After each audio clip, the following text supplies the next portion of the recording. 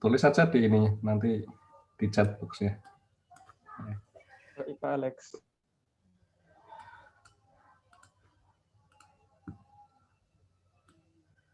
Oke, selamat pagi semuanya. Assalamualaikum warahmatullahi wabarakatuh.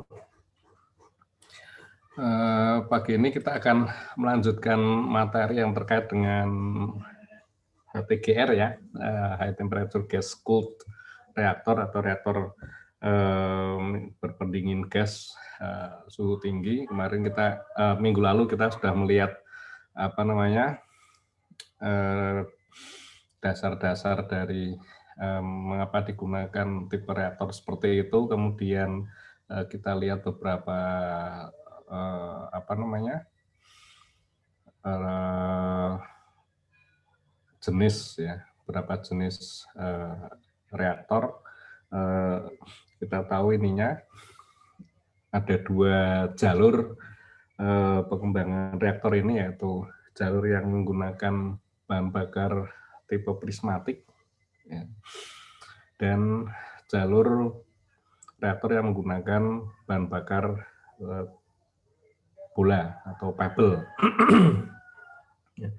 Kalau yang apa namanya, yang prismatik ini bahan bakarnya menggunakan triso, kemudian trisonya ditaruh di dalam filament, ya, kemudian filamennya masuk ke dalam fill block. Ya. Jadi posisi dari dari bahan bakar itu tidak berubah, ya, seiring dengan pengoperasian reaktor. Ya. Tapi untuk yang tipe pebble atau tipe bola ini nanti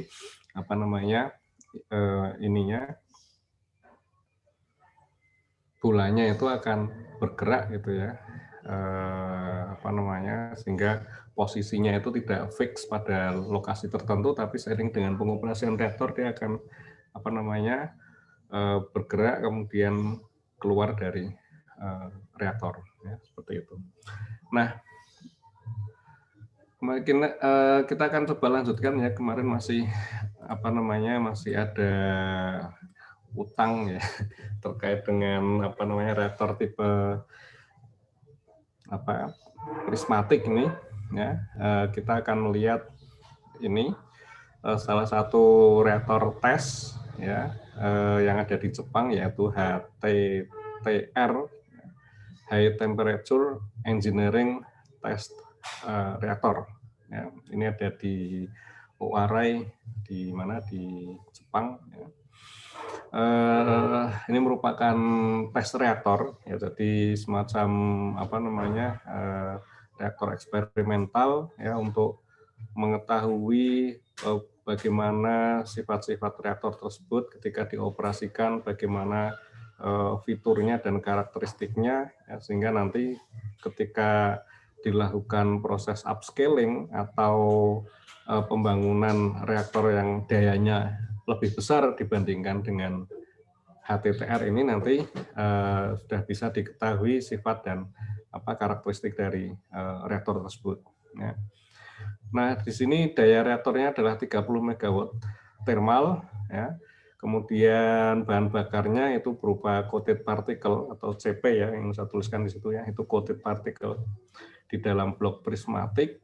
Ya, suhu masukannya 350 derajat Celcius, dan ini suhu keluarannya tinggi ya, sampai dengan 950 derajat Celcius ya. Jadi ini bisa dimanfaatkan untuk proses kogenerasi yang memerlukan suhu yang tinggi ini. Tekanannya 4 megapascal atau 40 bar ya, kemudian ini kritikalitas pertamanya tahun 98 dan full powernya tahun 2001. Nah, ini salah satu tes yang pernah dilakukan, ini operasi kontinu di tahun 2010 ya, selama 50 hari berturut-turut, ini pada suhu 950 derajat Celcius ya. Dan juga pernah dilakukan juga ada pengujian untuk loss of forced cooling. Jadi pendinginan secara secara paksanya itu hilang ya. Kemudian dites pada daya 9 megawatt ya, jadi bukan pada daya 30 megawatt ya, tapi pada daya yang lebih rendah 9 megawatt untuk melihat bagaimana respons dari reaktor terhadap perubahan pendinginan paksa yang tentunya akan menyebabkan suhu material di dalam reaktor tersebut akan meningkat. Ya, tahan enggak ini materialnya ini terhadap kondisi loss of forced cooling. Nah, ini gambaran gambaran cut view ya dari reaktornya. Kita bisa melihat di sini di bagian tengah ini ada RPV ya, reaktor pressure vessel. Dan di dalamnya ada reaktor core. Ini tentunya di dalam ada blok grafit sebagai reflektor. Kemudian yang warna merah ini adalah teras reaktornya ya. Tadi coated particle di dalam fuel element. Kemudian bagian atasnya ini adalah sistem kendalinya. Dan kita melihat di sini ini ada warna hijau. Wah, ini adalah containment vessel. Ya, jadi pengungkungnya terbuat dari baja ini yang warna hijau ini.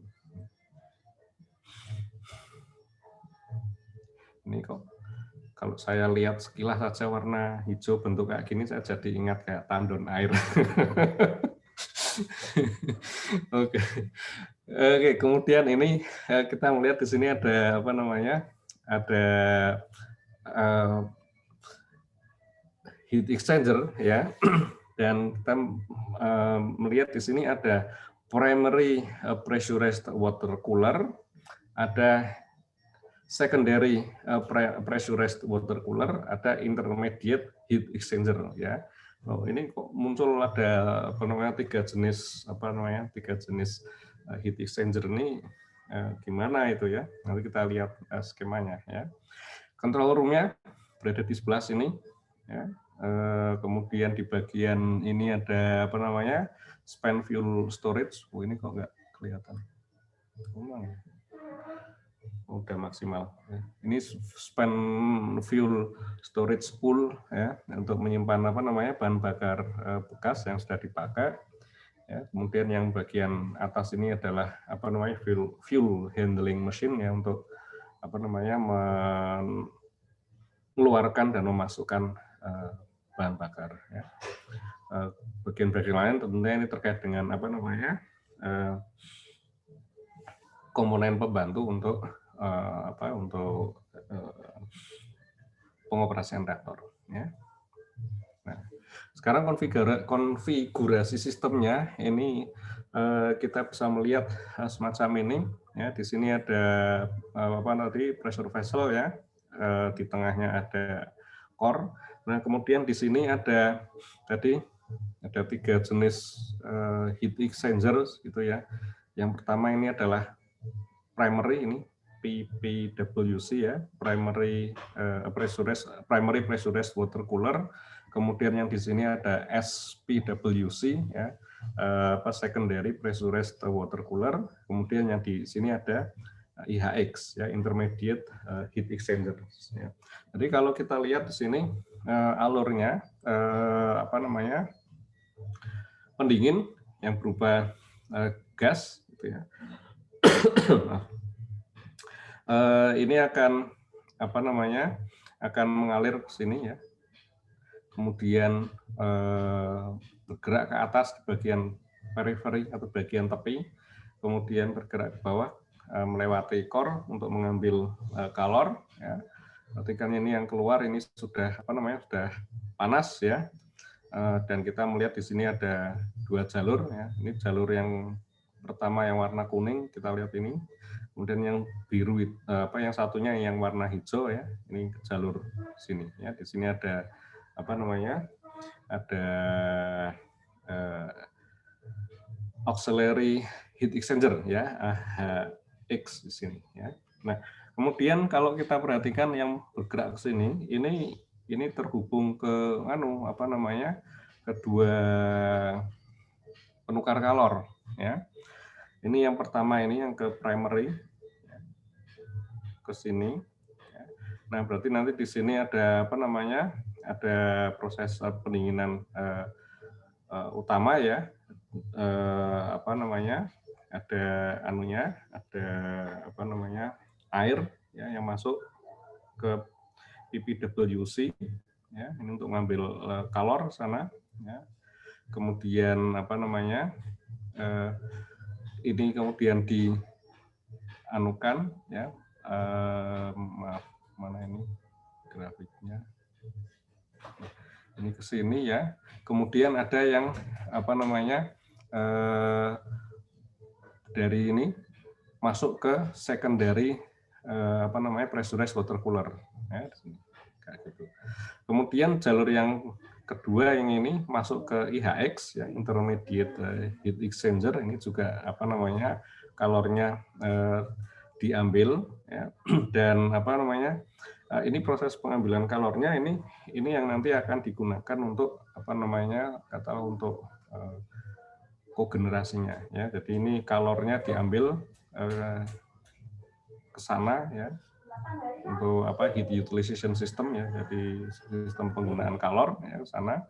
Ini yang mana ini juga akan apa namanya, sebagian dari ininya, sebagian dari kalornya ini juga akan dilewatkan ke secondary pressurized water cooler untuk didinginkan ya, seperti itu. Nah, ini yang auxiliary, ini apa namanya, yang di sistem pendingin bantuan ya. Oke, sistemnya seperti itu. Nah, kita lihat sekarang di fuel assembly-nya ini seperti yang sudah kalian apa namanya, lihat skematiknya minggu lalu ya. Jadi kita punya fuel compact, jadi apa namanya, ada coated particle, di dalamnya ada fuel kernel UO2, ini diameternya berapa, 600 mikron ya, atau berarti 0,6 mm ya diameter ini. Kemudian ini menggunakan triso, berarti ada lapisan pyrolytic carbon, kemudian apa, buffer dulu ya. Ini buffer yang low density, ini adalah buffernya. Kemudian ada pyrolytic carbon, diikuti dengan lapisan silikon karbida, dan di bagian luar adalah lapisan pyrolytic carbon lagi. Ya, ini diameter totalnya 920 mikron atau sekitar 1 mm. Ya. Nah, trisonya ini kemudian dimasukkan ke dalam fuel compact. Ya. Ini ya yang titik-titik warna kuning ini adalah masuknya adalah apa, coated particle-nya ya. Fuel compact-nya ini berbentuk anular. Ya. Jadi apa, bagian tengahnya ini ada rongganya gitu. Kemudian fuel compact-nya ini dimasukkan ke dalam apa, fuel rod. Ya. Ini bagian atas dan bawahnya tentunya ada tutupnya ya, ada plug-nya biar apa, fuel compact-nya tetap berada di dalam fuel rod ini. Nah, kemudian fuel rod tersebut dimasukkan ke dalam fuel assembly yang berbentuk blok grafit segi 6 ya. Nah, jadi kita bisa melihat ini apa namanya, ini dimasukkan ke sini ya. Kemudian ini ada lubang ya untuk fuel handling hole, ini kurang L ya maksudnya ya. Untuk apa namanya, untuk penanganan bahan bakar ya. Kalau misalnya mau dinaikkan atau mau dikeluarkan dari reaktor ya. Oke, jadi ini ditaruh seperti ini. Pendingin tentunya nanti akan mengalir melewati ini ya, melewati. Ingat ini kan apa namanya, ada anunya ya, ada rongganya di sini sehingga pendinginnya bisa mengalir baik itu di bagian tepi maupun di bagian tengah. Ya. Oke, ini tinggi anunya, tinggi apa namanya, fuel assembly-nya ini sekitar 6 meter ya, ini 5,8 meter ini. Oke, seperti itu. Nah, struktur terasnya kita bisa melihat ini gambar aslinya atau foto aslinya ya, seperti ini. Ya. Masing-masing ini adalah apa namanya, adalah fuel blocknya ya, yang ini ya, satu blok atau fuel assembly ini, begitu. Kemudian ini ada apa namanya, kita lihat Ini yang warna merah ini adalah fuel assembly, ini yang isinya banyak kayak gini ya. Ini adalah fuel assembly. Kemudian apa yang bagian yang ada kira-kira kayak 3 lingkaran gitu ya. 2 lingkaran besar, 1 lingkaran kecil, ini kayak ini kayak alien ya, alien. Matanya hitam, mulutnya putih. Gitu, ini merupakan apa namanya control rod guide block ya, ini untuk batang kendali ya. Jadi kita bisa melihat posisi dari apa namanya dari batang kendalinya ya. Kemudian ada apa namanya ada reflektor ya, yang mana reflektornya yang ini ya. Jadi ada reflektor yang bisa diganti ini ya, kalau kita lihat dari gambar bawah yang ini ya. Kalau kita lihat dari foto ini gambar yang apa namanya yang berada di ini ya, di apa tepi luar gitu ya, tepi luar ya. Kemudian yang reflektor yang permanen itu adalah yang bagian ini ya. Jadi ini bentuk apa namanya bentuk reflektor permanen. Jadi ini tidak bisa diganti ya, tetap karena ini akan menjadi struktur apa namanya struktur rigid dari reaktornya ya, seperti itu. Oke. Nah, ini nanti kemudian dimasukkan ke dalam apa? Ke dalam pressure vessel. Nah, jadi ini ya kita lihat tampang lintang apa namanya dari samping seperti ini ya. Reflektor ini ada yang bagian atas, bagian bawah dan samping. Kemudian fuel assembly ya, ini yang warna merah. Kemudian apa namanya?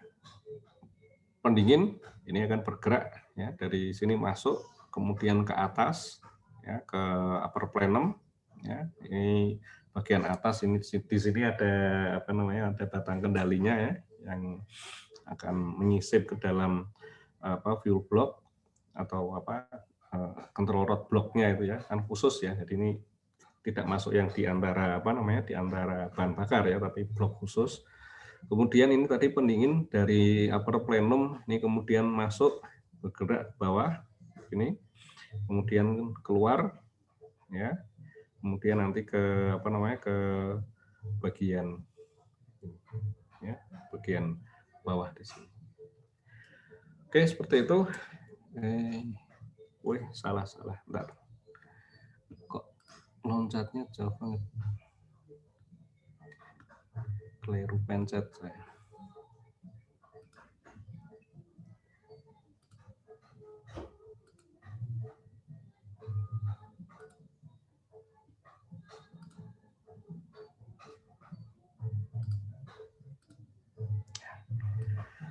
Keliru pencet. Oke. Nah, ini reaktor pressure vessel-nya, RPV-nya, materialnya terbuat dari baja ini ya, krom dan molybden tambahan ya. Kemudian apa namanya? Ya, data teknisnya seperti ini. Desain pressure-nya 4,8 megapascal, desain temperature-nya 440 derajat Celcius dengan ketinggian 13 meter, ya 13,2 meter, ya, bagi apa diameter bagian dalamnya 5,5 meter. Ya. Oke, kemudian ini PPWC, ya, Primary Pressurized Water Cooler. Ini apa namanya? Helium ini akan mengalami proses perpindahan kalor dengan air ya. Nah, helium yang dari apa namanya? Dari reaktor ini masuk ke sini. Ya. Ini kan pipanya pipa konsentris ya. Jadi yang apa namanya? Yang panas ini berada di bagian dalam ya, masuk ke sini. Oke. Kemudian apa namanya? Ya bergerak ke atas gitu ya. Kemudian bagian atas di sini nanti dia akan dialirkan keluar melalui pipa konsentris yang sama, tapi di bagian yang luarnya dari pipa tersebut kemudian masuk kembali menuju ke reaktor. Nah, air ini akan masuk melalui ini bagian bawah di sini, kemudian masuk menuju pipa atau tube-nya ya sana ya, gitu. Terus kemudian nanti akan tube-nya tube U gitu ya. Bergerak ke bawah ke sini, kemudian keluar menuju ke pendingin udara. Nah, ini yang IHX ya, Intermediate Heat Exchanger. Nah, ini kita bisa perhatikan juga ya, ini bentuknya beda ya dengan ini. Ini kan bentuknya U ya, U YouTube ya, secara vertikal. Nah, yang ini bentuknya coil ya, kayak kumparan gitu ya, helical coil dari bawah ke atas ya, ini muter gitu ya dari sini nah, gitu. Kita melihat ini yang pendingin helium dari reaktor ini masuk melalui bagian bawah ini ya. Kemudian ke atas gitu ya. Kemudian nanti bagian atas ini nanti diinikan lagi, terus nanti akan melewati bagian pipa yang sama ya, ini pipa konsentris lagi, ini nanti masuk kembali menuju ke reaktor. Jadi ini terjadi proses perpindahan kalornya di sini naik, kemudian kalornya ditransfer, kemudian dingin dia akan turun ke bawah. Nah, ini tube-nya ini akan diisi oleh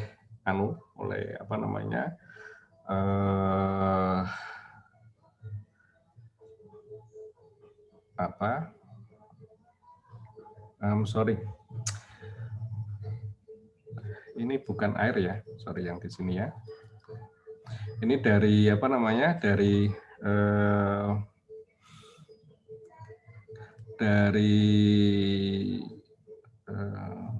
dari reaktor. Ini primer.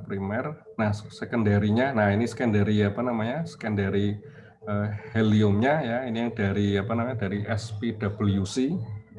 Ini memang agak ruwet namanya. Helium yang dari ini SPWC ini kemudian masuk ke bawah ke dalam ya, kemudian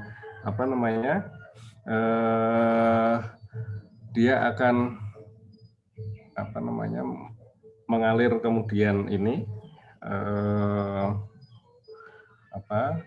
mentransfer kalornya gitu ya, kemudian ini akan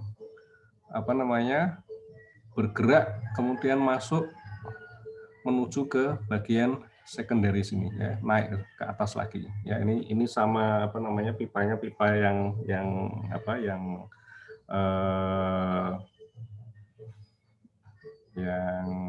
konsentris juga ya. Nah, yang ini ya, ini helium primer ya, ini dari dari PGC ya. Ini masuk dari sini kemudian ke bawah gitu ya. Kemudian ini yang akan berputar ya.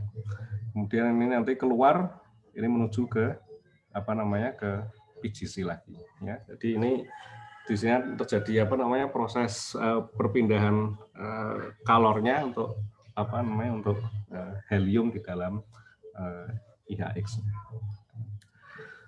Oke. Nah, ini untuk gas sirkulator ya. Jadi seperti seperti pompa gitu ya. Itu kadang disebut juga blower ya. Ini untuk menggerakkan helium sebagai pendingin ya. Ini masuk dari sini ya, kemudian diputer gitu ya. Ini kan berputar ya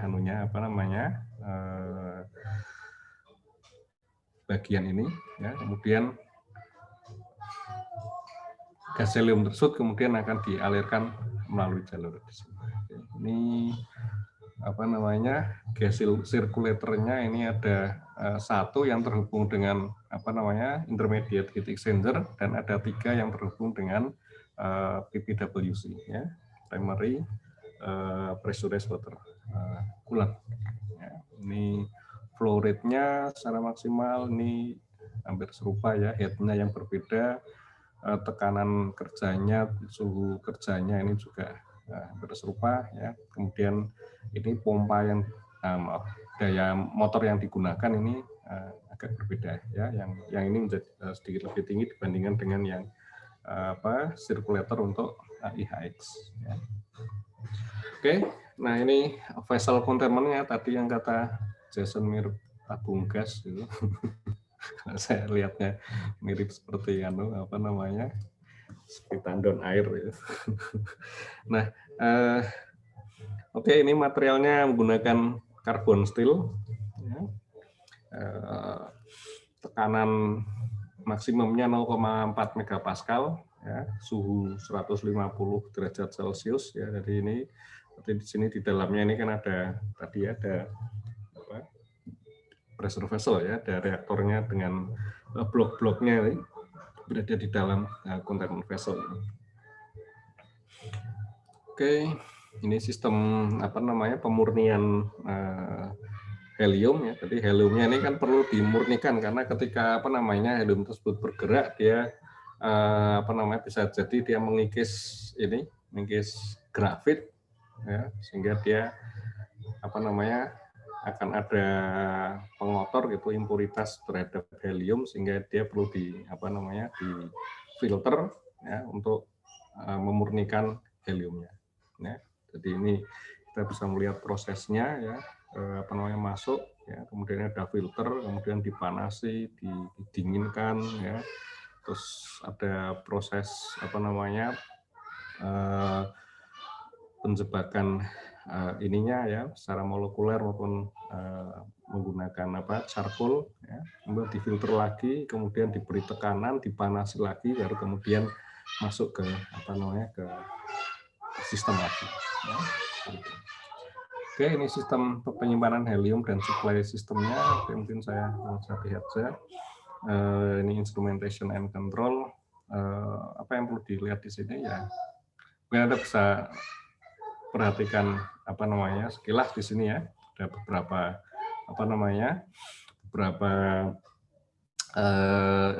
instrumen ya yang digunakan untuk mengukur parameter-parameter ya. Misalnya ini kan ada T, ini kan berarti sensor suhu ya. Kemudian di sini di IHX ini ada delta P, ini berarti sensor tekanan yang menghitung pressure drop di IHX-nya. Kemudian F ini berarti kan flow ya, berarti mengukur aliran dari ini ya, helium yang melewati PGC ya. Ini juga demikian di PPWC, ini ada flow meter, ada barometer, kemudian ada delta P. Nah, yang di reaktor tentunya di sini ada N ya, ini untuk mengukur mengukur flux neutron ya. Oke, nah ini nanti terhubung dengan apa? Terhubung dengan sistem-sistem kendali ya. Ini ada reaktor power control ya, kemudian ada sistem kendali untuk mengatur suhu keluaran dari reaktor ya, mengatur suhu inlet dari reaktor ya. Ini terhubungnya ke sini kan ya. Ini T semua di sini. Suhu. Kemudian di sini ada sistem kontrol untuk mengatur pendingin primer di IHX ya, dan seterusnya. Oke, ini nuclear instrumentation-nya ada wide range monitoring detector yang berada di dalam di dalam ini pressure vessel ya. Kemudian ada power range monitoring detector yang berada di luar vessel ya, X vessel monitoring detector ya. Jadi ini untuk mengetahui daya pada saat reaktor beroperasi pada rentang daya operasi pengoperasiannya ya. Pada daya tinggi ini digunakan power range monitoring detector ini. Oke, ini reaktor control system yang mungkin saya loncati saja. Nah, ini batang kendalinya ya, menggunakan boron karbida ya, sebagai penyerap neutron. Ya. Jumlah totalnya ada 32 batang ya, atau 16 pasang. Kemudian ini apa ya? Ada ada kotaknya ini ya. Jadi ini apa nilai excess reactivity dan shutdown margin dari reaktor. Oke, kemudian ada juga sistem deteksi kegagalan bahan bakar ya, tentunya untuk apa namanya mengetahui kalau ada bahan bakar yang gagal, berarti nanti akan ada pelepasan dari apa namanya produk fisi, sehingga ini sistemnya ini akan mendeteksi apa namanya produk fisi yang berumur pendek ya, seperti krypton dan xenon 138. Ya. Nah, ini kan bentuknya gas, dia akan apa namanya terbawa oleh helium gitu ya, sehingga ini gas heliumnya itu yang kemudian dideteksi. Ya, ada enggak ininya? Nah, kalau ada ternyata nanti juga bisa dialirkan menuju ke sistem pemurnian helium. Ya, dari filter kemudian dialirkan ke seperti itu. Oke, ini vessel cooling.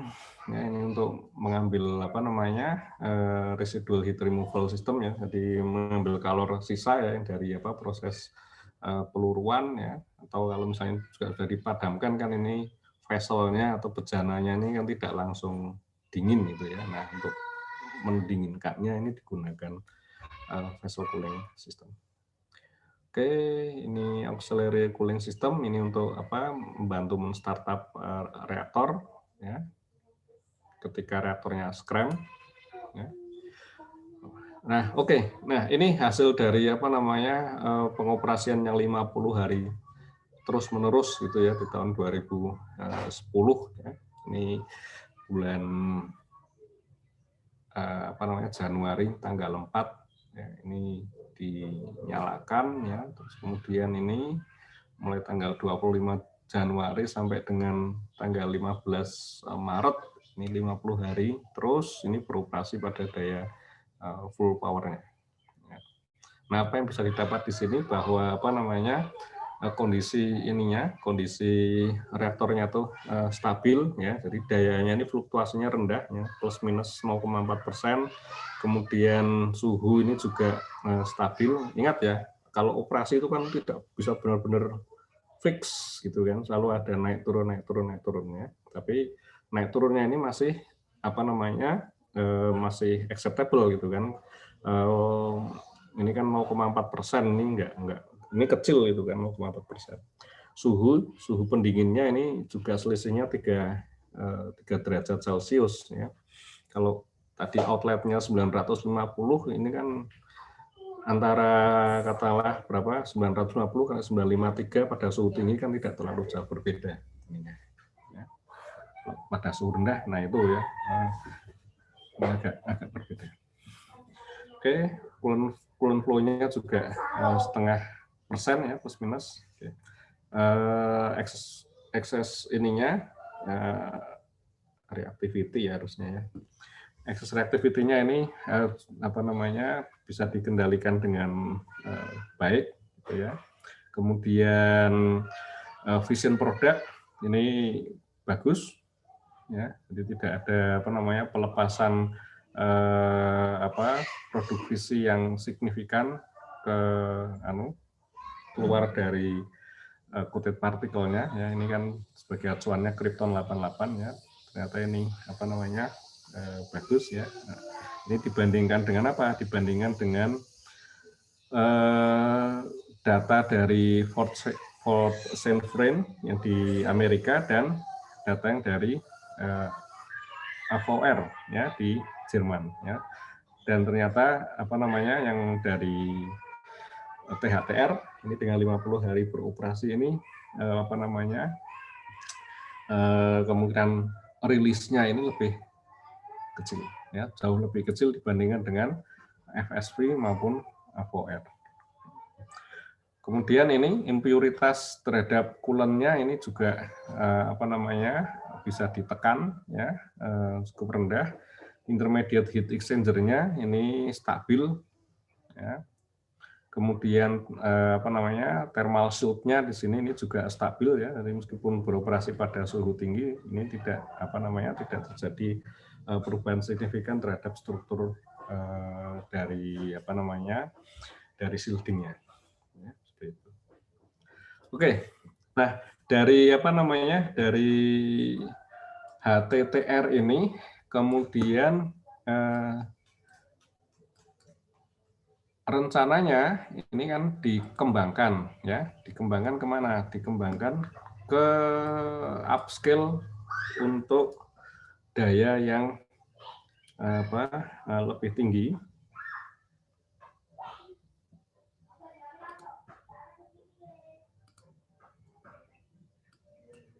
Ya, saya ambilkan dari sini ya. Jadi rencananya adalah apa namanya, dari HTTR di upscale menjadi GTHTR ya, GTHTR 300. Jadi ini akan menjadi apa namanya, HTGR komersial, daya termalnya ini 600 megawatt ya, kemudian daya listriknya ini 300 megawatt elektrik ya, makanya ini ada angka 300 di sini. Jadi efisiensinya 50% ya.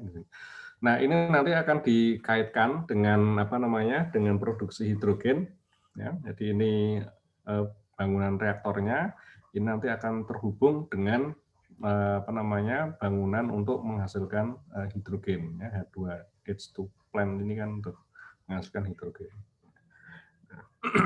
Jadi menunya seperti itu rencananya. Nah, kemudian di ininya, di proses apa namanya, proses pengambilan kalornya ini tidak menggunakan apa, siklus uap atau siklus Rankine, tapi di sini menggunakan siklus Brayton ya. Jadi digunakan apa, turbin gas. Ya, makanya di sini kan efisiensinya bisa sampai 50%. Oke, nah ini outline-nya ya, GTHTR 300 ya, suhu reaktornya ini bisa sampai 950 derajat Celcius, tekanannya 7 megapascal ya, apa namanya, periode ininya, periode refueling-nya atau pengisian ininya adalah antara 1,5 sampai 2 tahun dengan 30 hari jeda untuk pengisian ulang bahan bakar. Ya. Capacity factor atau load factor-nya ini adalah 90%. Ya. Jadi ini apa namanya, gambarannya ya, kalau ini akan digunakan sebagai apa, sebagai pembangkit daya listrik saja ya, ini kan sole power generation plant kan maksudnya gitu kan, hanya untuk membangkitkan daya saja, skematiknya seperti ini. Nah, tapi kalau untuk apa namanya, untuk menghasilkan ini kan berarti kan anu ya, apa, gas semua ya prosesnya di sini.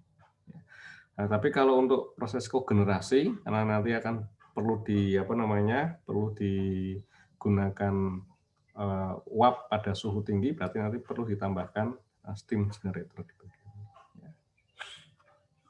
Ini kemudian uapnya alirkan ke pabrik pembuat hidrogen. Oke, desain features-nya oke. Ya, saya kira ini hampir serupa ya, hampir serupa dengan apa namanya, THTR. Nah, ini anunya apa, susunan bahan susunan terasnya ya, sorry. Ini mungkin agak beda dengan apa namanya, tadi yang untuk apa, untuk HTTR ya, karena kita bisa melihat di sini reflektornya itu ada juga yang di bagian tengah. Ya, jadi ini reflektor tepi luar, ini reflektor bagian dalam. Ya. Ini batang kendalinya ini ya, si apa, UFO face ini ya, ini apa, blok untuk kendalinya, kemudian ini reflektornya ini dapat diambil gitu ya, replaceable reflektor. Kemudian yang ini yang juga replaceable, sementara yang bagian luar ini yang maaf, yang ini adalah yang permanen. Seperti itu.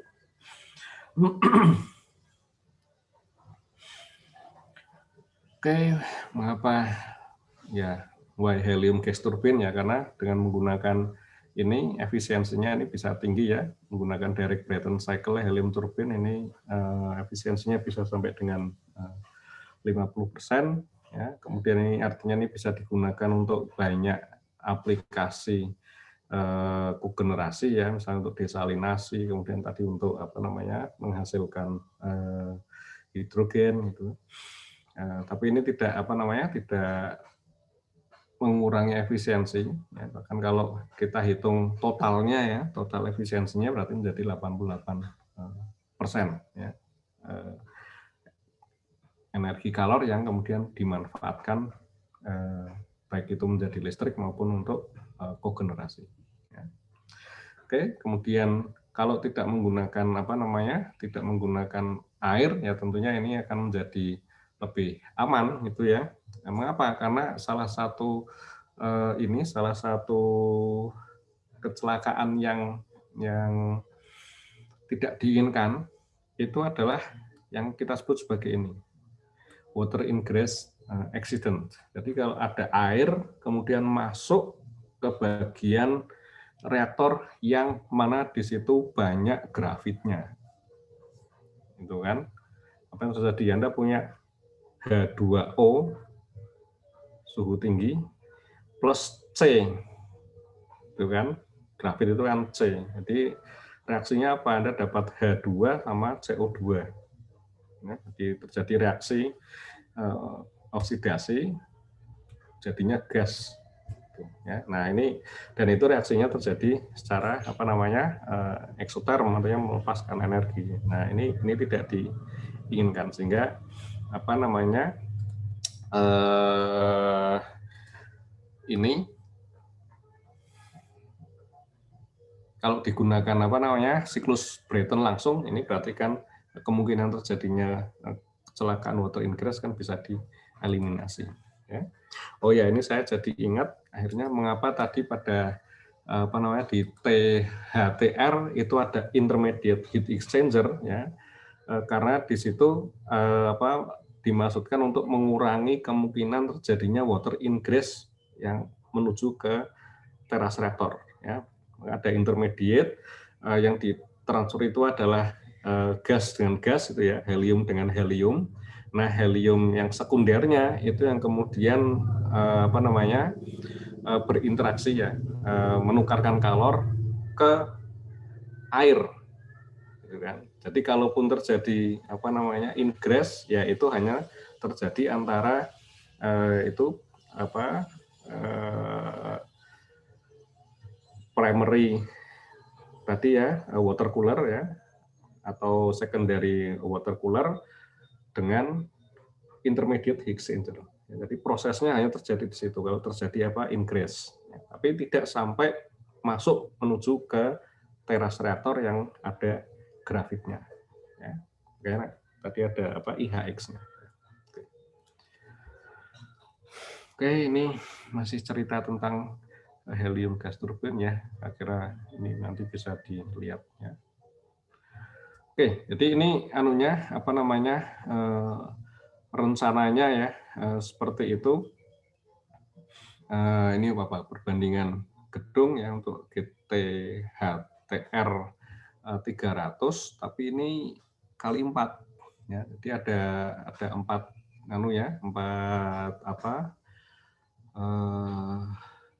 4 unit itu dibandingkan dengan BWR 5 dengan daya yang kira-kira hampir sama ya, 1.100 megawatt elektrik, di mana di sini ada apa namanya bangunan reaktor dan bangunan turbin.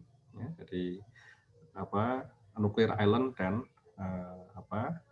turbine island.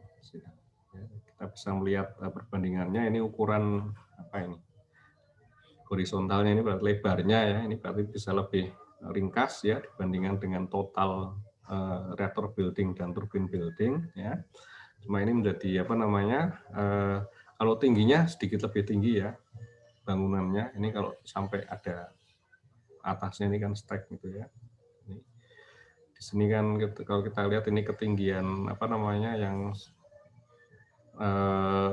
reaktor buildingnya ini sampai 68,5 meter, di sini sampai 84 meter. Kurangnya seperti itu. Oke, akhirnya ini kita lanjut di slide yang tadi. Ya.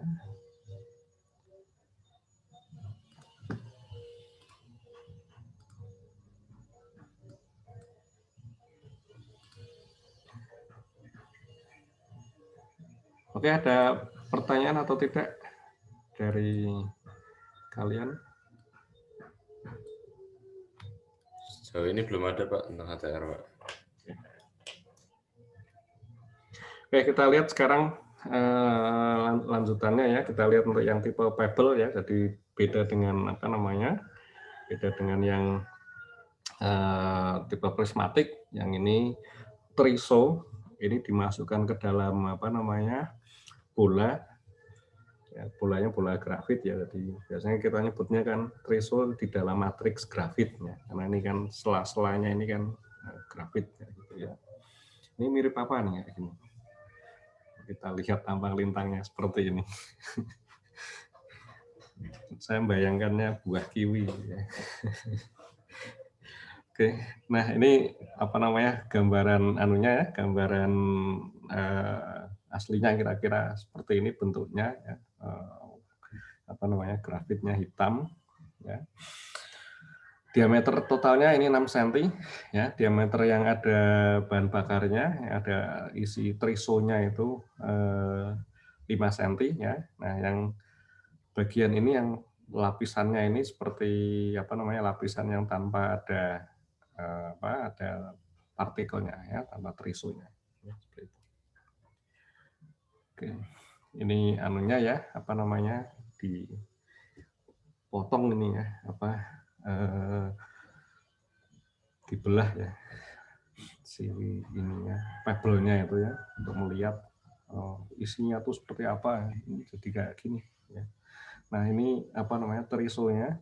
Ya, ini ukurannya jadi beda-beda kan karena posisi apa namanya triso di dalam pebble-nya ini kan random ya, jadi posisinya tidak fix tapi acak di dalam apa namanya di dalam pebble sehingga ketika dibelah gitu ya tergantung posisi apa namanya trisonya dia kenanya di bagian mana ya, jadi ada yang kecil ada yang besar gitu. Kemudian yang masing-masing triso ini kalau kita apa namanya lihat di sini ada beberapa anu ya lapisan gitu kan.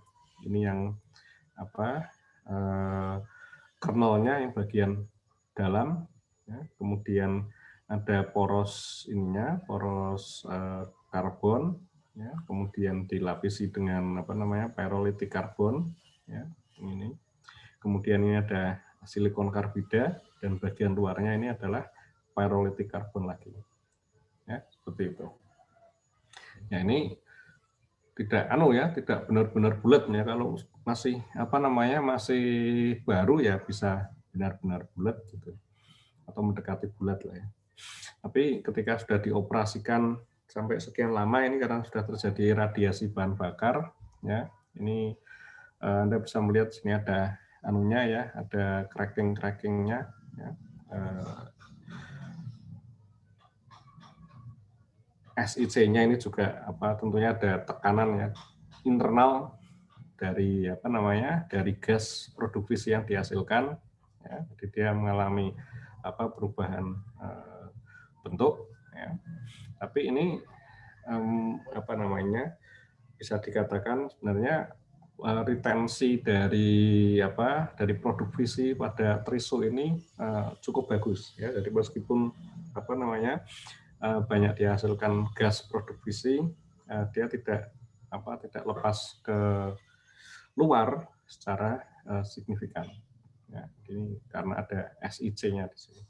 Nah, apalagi ini kemudian berada di dalam ini matriks grafit gitu ya. Jadi kalaupun keluar dia masih tertahan pada matriks grafit tersebut.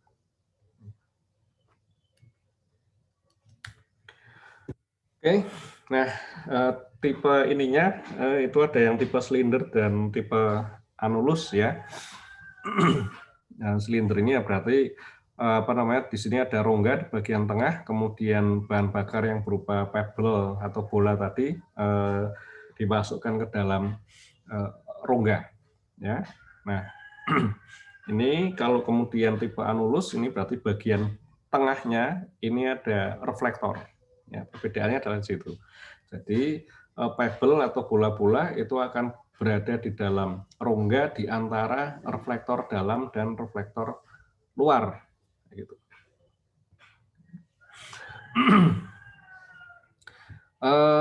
Batang kendali ini berada di samping, ya, jadi tidak menyisip di bagian tengah, tapi dia akan menyisipnya di bagian samping. Ya. Nah, ini gambaran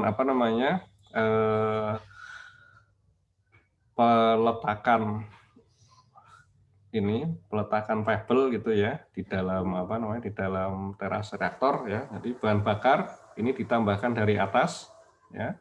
Kemudian diambil dari bawah. Jadi ini akan mengalir gitu ya. Makanya kan di bagian bawah ini bentuknya kun itu nah, gini itu ya. Seperti corong itu ya. Karena ini nanti akan buat bola-bola itu akan pelan-pelan menggelinding masuk ke dalam bagian ini ya, bagian tengah itu kemudian bahan bakar ini nanti bisa dimasukkan lagi ke bagian atas ya, ini untuk meratakan profil daya. Nah, ini yang artinya ini bola itu akan bergerak secara kontinu dari atas ke bawah gitu, yang bagian bawah keluar, yang nanti yang bagian atas ini ditambahkan bisa benar-benar fresh, bisa tidak fresh gitu ya, jadi harus diputar berapa kali gitu sebelum kemudian di discharge. Nah, ini untuk untuk teras yang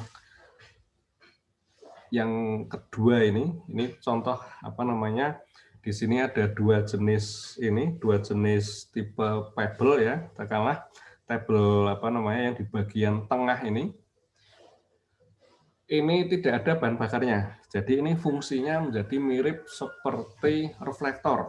Ya, kalau tadi yang dicontoh di sini ini reflektornya reflektor solid gitu. Nah, yang di sini adalah reflektornya berupa bola grafit itu sendiri, tapi tidak ada bahan bakarnya.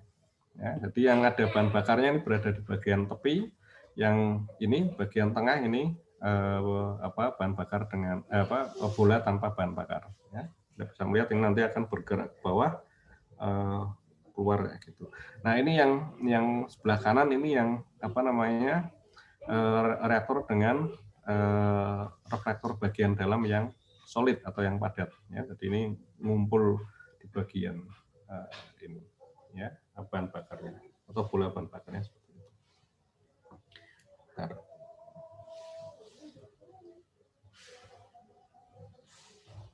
Nah, ini bagian atas ini ada reflektor ya, ini untuk mengurangi bocoran neutron tentunya ya. Ini terbuat dari grafit dengan kemurnian tinggi. Bagian bawah ini juga ada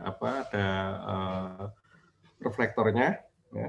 Nah, kemudian ini bagian tepi ini adalah set reflektor.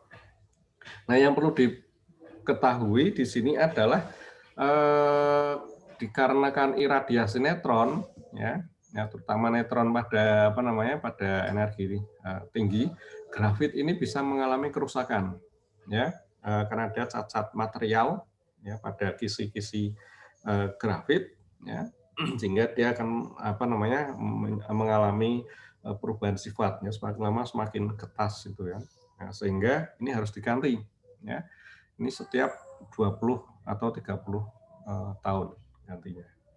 memang cukup lama sih ya penggantiannya. Tapi ini berarti apa namanya beda dengan misalnya light water reactor misalnya itu kan, kalau itu didesain sampai dengan apa namanya 40 tahun bahkan mungkin sampai 60 tahun, ini kan tidak perlu mengganti bejananya itu kan, pressure vessel-nya.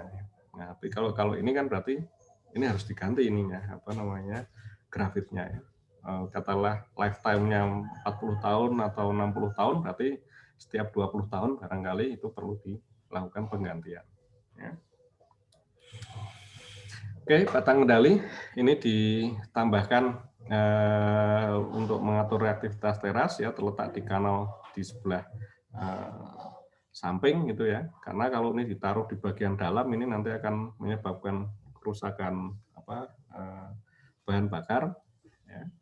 Nah, sekarang ini peletakan dari batang kendali ini juga akan membatasi jari-jari maksimum teras. Ya, Anda tidak bisa membuat teras itu yang lebar, atau menjadi sangat lebar. Mengapa?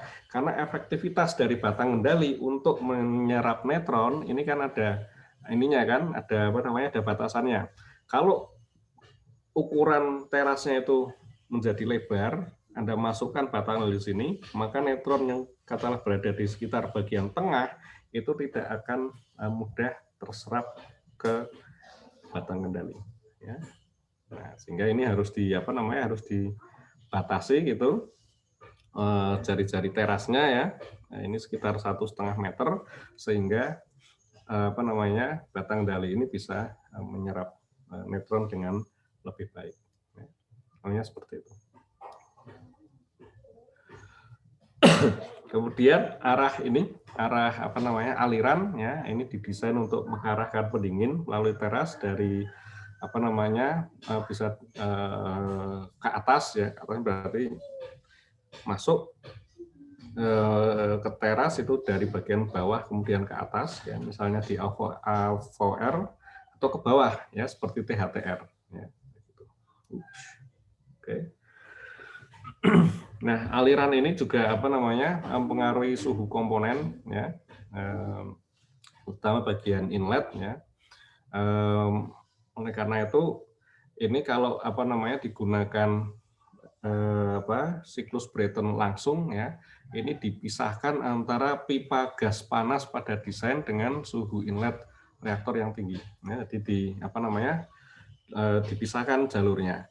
Tapi kalau digunakan siklus Rankine yang tak langsung ya, ini bisa digunakan seperti saya katakan tadi anulus ya, pipanya pipa konsentrik ya, yang bagian dalamnya itu adalah gas pada gas pendingin pada suhu tinggi, bagian luarnya itu adalah gas pada suhu yang lebih rendah ya. Jadi ini opsi yang ada seperti itu. Nah, kita lihat misalnya di AVR ya, Arbeitsgemeinschaft Versuchsreaktor ya, ini dibangun di Jülich ya, di Jerman ya, dayanya 15 MW elektrik ya, dioperasikan antara tahun 1967 sampai 1988. Ini pengisian bahan bakarnya dilakukan secara online ya, dari atas dimasukkan terus kayak gitu bahan bakar, kemudian ada sekitar 100 ribuan rebel ya, bergerak ke bawah dan dihasilkan suhu outlet heliumnya itu 950 derajat ya. Oh ya, mungkin saya tambahkan ya keterangan ya, bentar. Di mana ya? Saya tambahkan.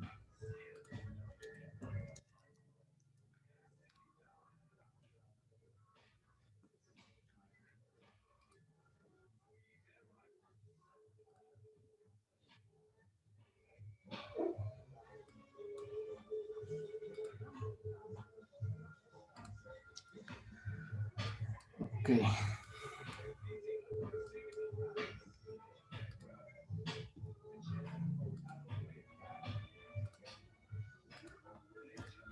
Terkait dengan pengisian bahan bahan bakarnya. Ini ada beberapa cara gitu kan. Tentunya yang pertama, ini katakanlah kita memiliki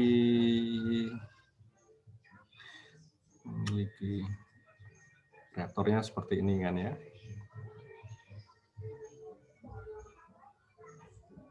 Ini bagian atasnya itu ya, ini bagian bawah ya, seperti corong gitu. Jadi katakanlah ini pebble dimasukkan ke sana ya. Nah, tentunya di sini akan terjadi tumpukan pebble gitu ya.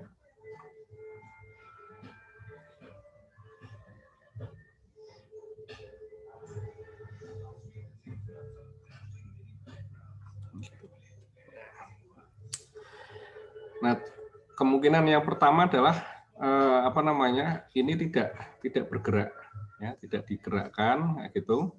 Ya. Artinya ini diblok ya, bagian bawahnya diblok. Tapi kemudian ini katakanlah pada suatu ketinggian tertentu ini, pada ketinggian tertentu ini sudah mencapai kondisi kritis, gitu kan, K sama dengan 1. Kan. Ini kemudian dioperasikan, tapi ketika dioperasikan tentunya nilai K ini akan semakin lama semakin berkurang. Ya, karena ada proses apa, depresi bahan bakar dan juga pembentukan produk besi. Ya. Nah, sehingga untuk mempertahankan nilai K ini harus ditambah dengan bahan bakar yang baru. Jadi ini ditambahkan bahan bakar baru, ini berarti nanti akan mendapatkan apa namanya tambahan tumpukan seperti ini. Ini lebih tinggi. Kalau lebih tinggi seperti ini, K-nya bisa dipertahankan sama dengan 1. Jalankan lagi, ya nanti kan kurang dari 1 lagi, berarti perlu lagi bahan bakar baru lagi ya. Ini ditambahi sedikit demi sedikit penambahannya sampai apa ya, tentunya ini sampai maksimal ketinggiannya ya. Kalau sudah sampai maksimal di sini kan sudah tidak mungkin lagi di apa namanya ditambahi pebble kalau sudah mentok gitu kan. Nah, kalau sudah mentok seperti itu ya ini dibuka, digelontor gitu, semua pebble kemudian dikeluarkan, kemudian ditutup, diisi lagi bahan bakar lagi sampai mendapatkan K sama dengan 1. Ya, kemudian ditambahkan lagi sedikit demi sedikit. Ya. Nah, ini yang kita sebut sebagai metode Pou-Apo, ya. Ini bahasa Prancis ya. Ini artinya sedikit demi sedikit.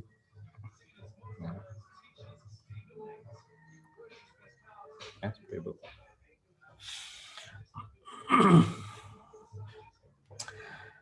Nah, cara yang lain adalah ini yang gini.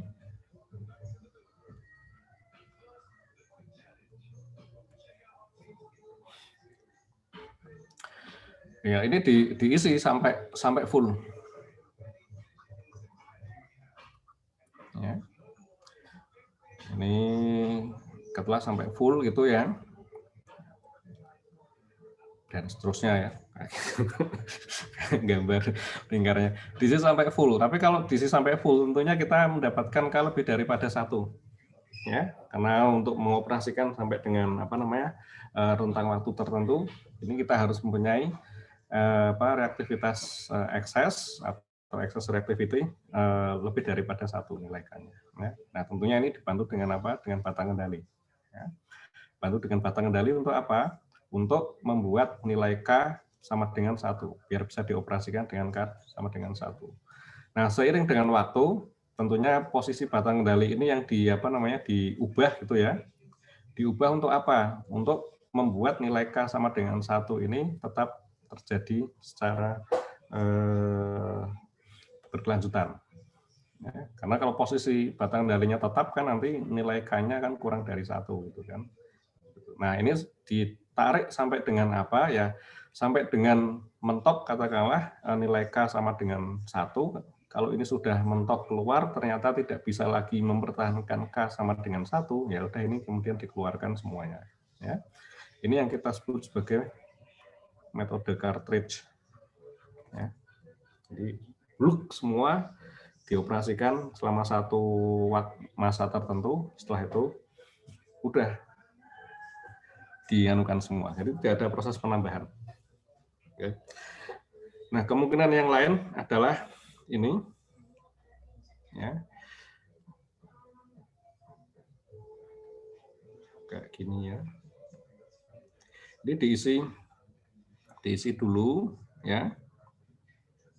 Begitu, mungkin sampai ketinggian tertentu gitu ya. Ini sudah kritis. Ya, sama dengan 1 pada ketinggian ini. Nah, kemudian yang bagian bawah ini keluar, gitu kan? Bagian bawah keluar. Jadi ini kan nanti akan terjadi apa namanya pengurangan jumlah ini, pengurangan jumlah apa pebble. Ya.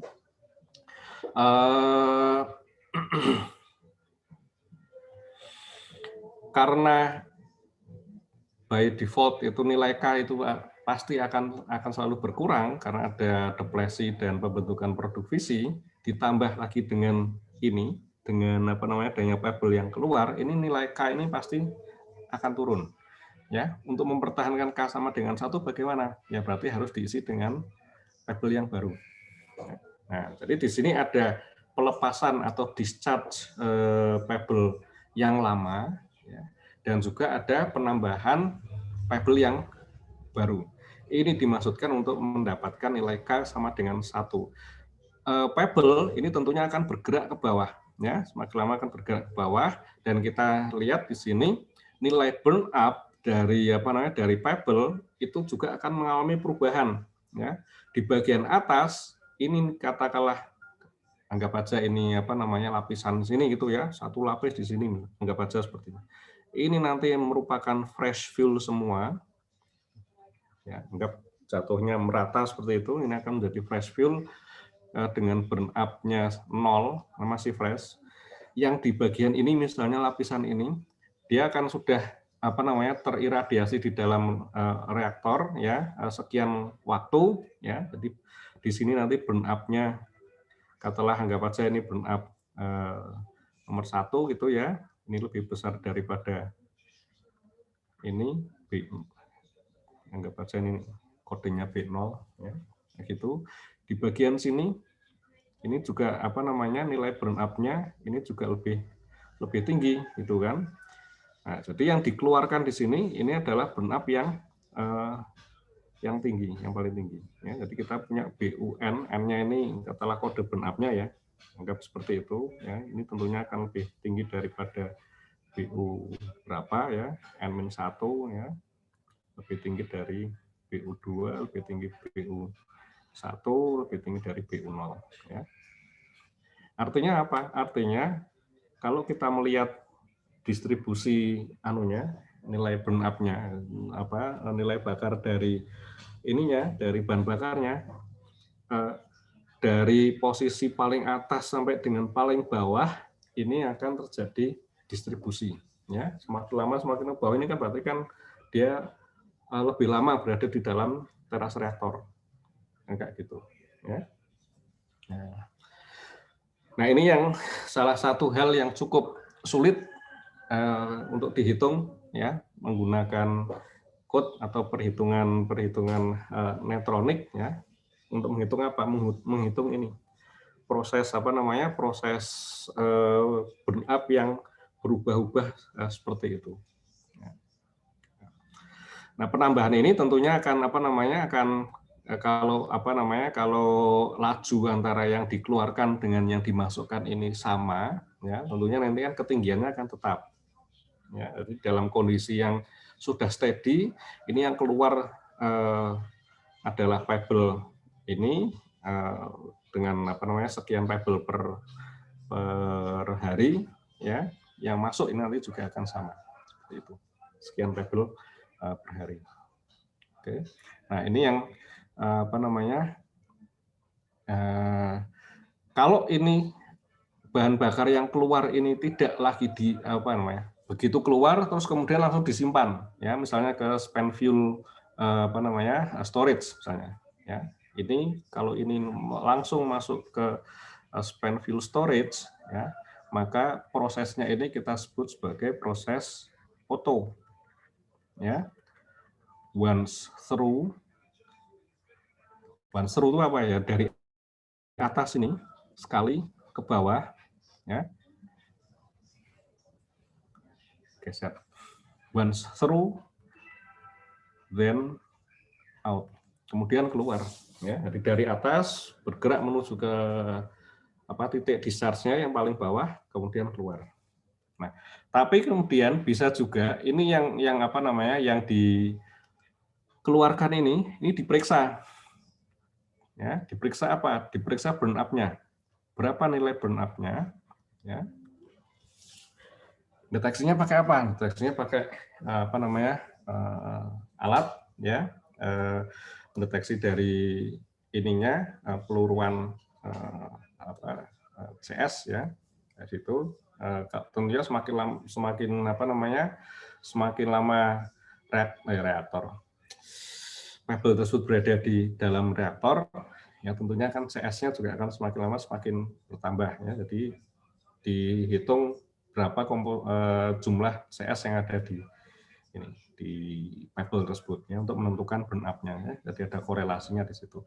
Nah, kalau burn up-nya ini masih lebih kecil daripada burn up maksimum yang diperbolehkan untuk pebble, apa yang dilakukan?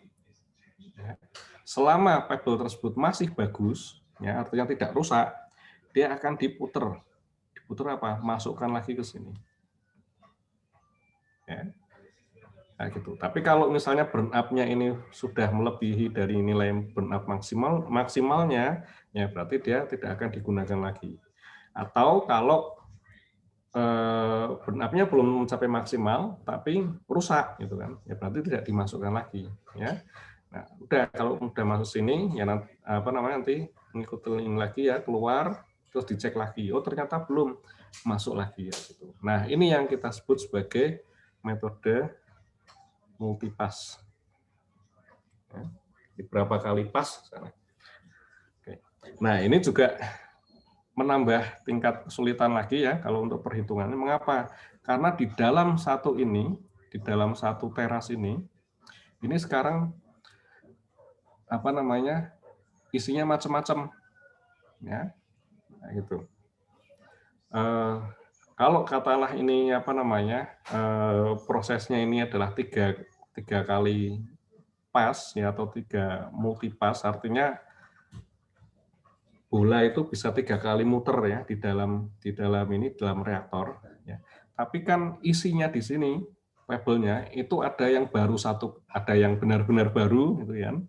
Ada yang baru 1 kali muter, ada yang 2 kali muter, ada yang sudah dimasukkan 3 kali. Ya. Nah, ini sekarang menjadi menambah apa namanya kompleksitas dalam perhitungan secara elektroniknya, antara lain di situ. Ya. Oke, ada pertanyaan? Ini pengertian ininya, ya. Nggak ada? Baik, kalau tidak ada, saya lanjutkan di ini, ya. Oke. Di AVOR, ya. Nah, ini kita lihat apa namanya? Kita lihat skematiknya, ya. Nah, ini ada sekitar 100.000 pil elemen di bagian ini, ya.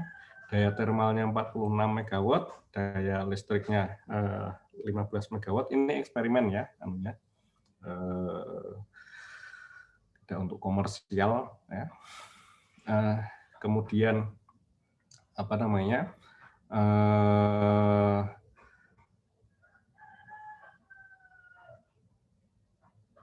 AVOR itu dari bawah, ya, ininya gerakan apa namanya? Gerakan pendinginnya, ya, dari bawah ke atas, itu. Kemudian kita bisa melihat di sini yang nomor 5 ini adalah steam generatornya. Ya, jadi ininya bergerak ke atas, kemudian masuk ke steam generator, kemudian terjadi proses proses transfer calor ke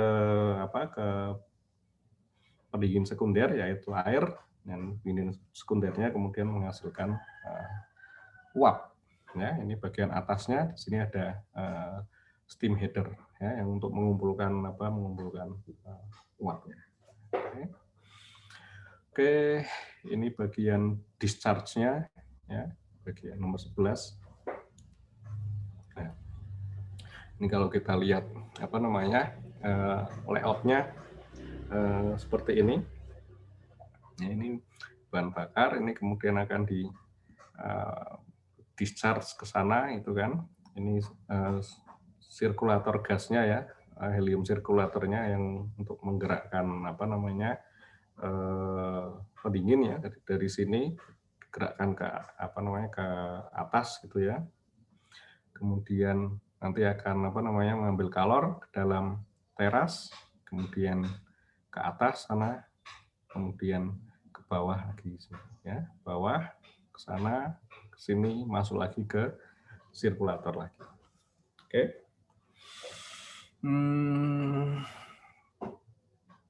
Ya, ini posisi sederhananya ya.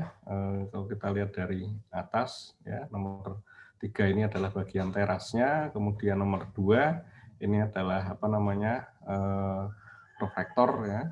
Nomor 1 dan ini juga 1 dan 2 ini reflektor ya. 2 itu yang menjorok ini ya, reflektor nus ya. Nomor 4-nya ini shutdown posisi. Nah, ini apa namanya yang saya katakan tadi, ada proses untuk mengecek ininya, mengecek apa namanya bahan bakarnya, ya masih bagus atau tidak. Ya, burn up-nya sudah apa namanya sudah melewati batas atau tidak. Ya. Nah, jadi ini yang ini bagian ini, ini masuk itu, sorry.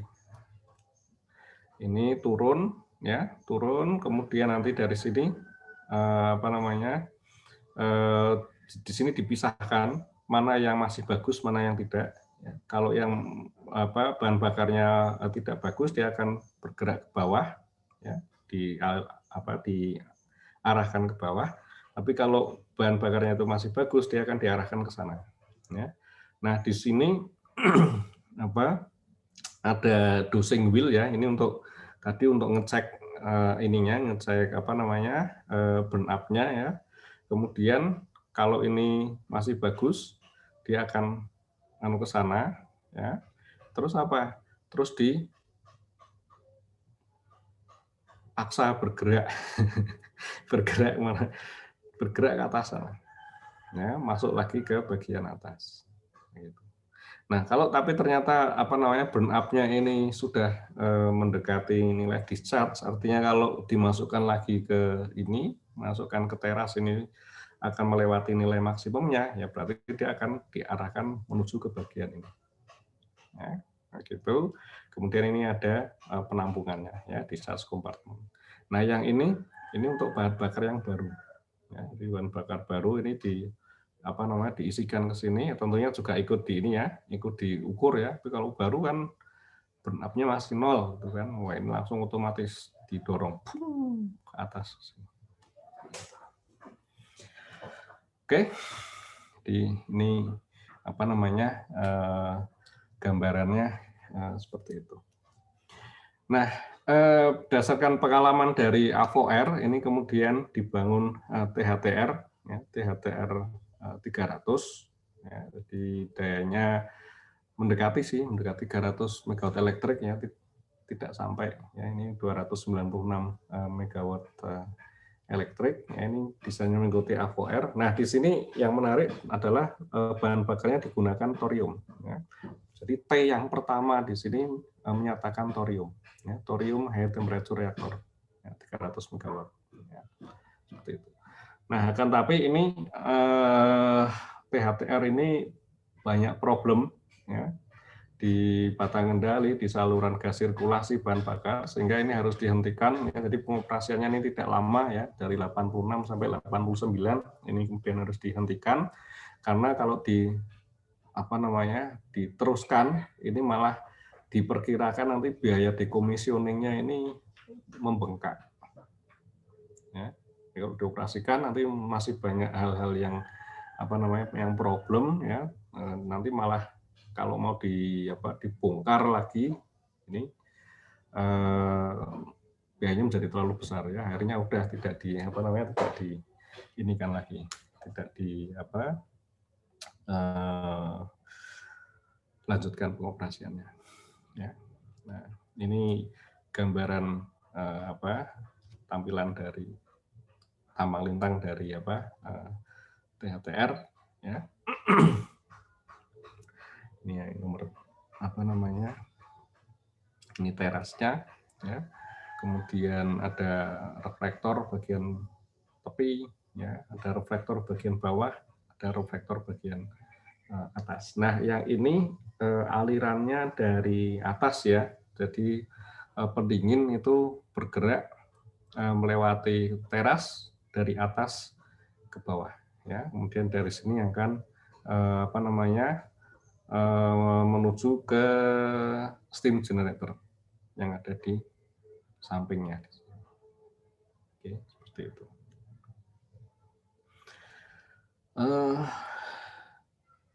Ya, ini gambaran anunya, gambaran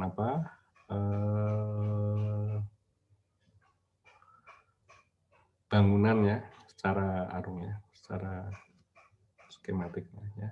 Jadi Anda bisa bandingkan ini dengan tadi.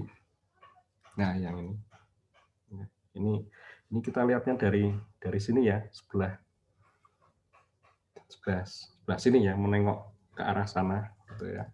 Jadi yang reaktornya ada di bagian gedung yang tinggi itu. Ini kan di bagian tengah gitu kan.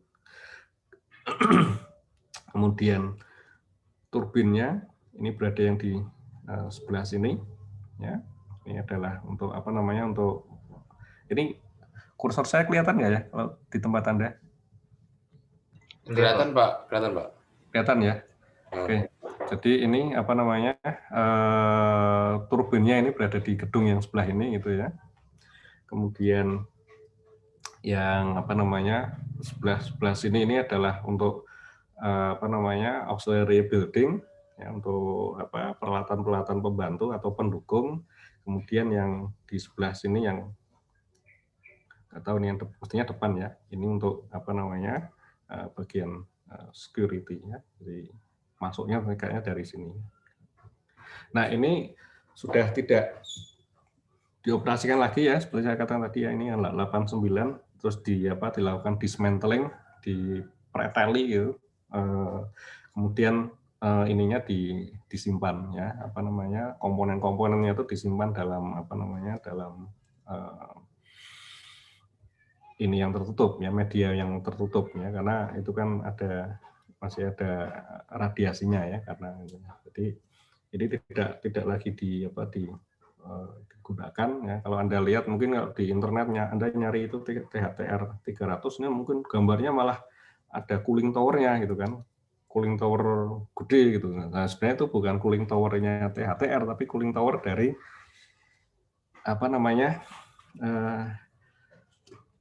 PLTU batu bara ya. Jadi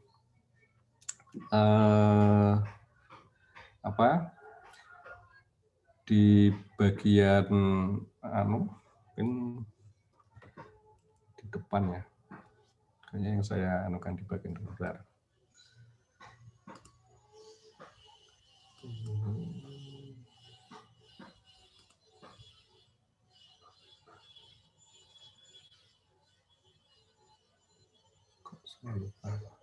Oke. Kejauhan.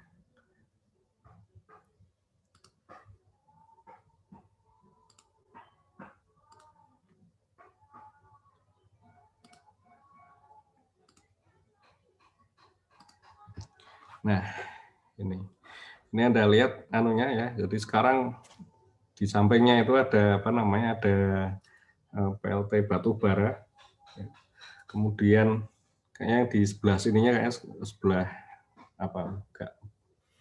bawah kanan itu kayaknya juga ada pembangkit lagi yang batu bara juga ya. Terus di situ ada anunya ya, ada cooling tower-nya yang gede banget ya, seperti itu. Jadi ironis juga ya, nuklirnya nggak jalan, tapi batu baranya yang kemudian dikembangkan ya. Ini apalagi kebijakan energi dari Jerman sekarang kan juga mengarah seperti itu ya. Untuk PLTN-nya kan sudah di shutdown, kemudian